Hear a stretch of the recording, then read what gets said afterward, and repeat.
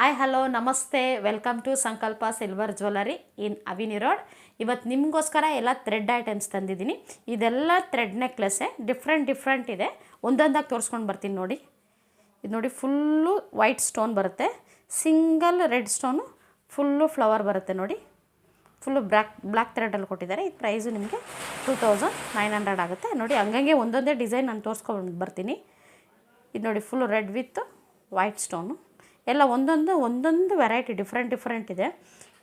ಇದೊಂಥರ different green with red stone ಇದೆ.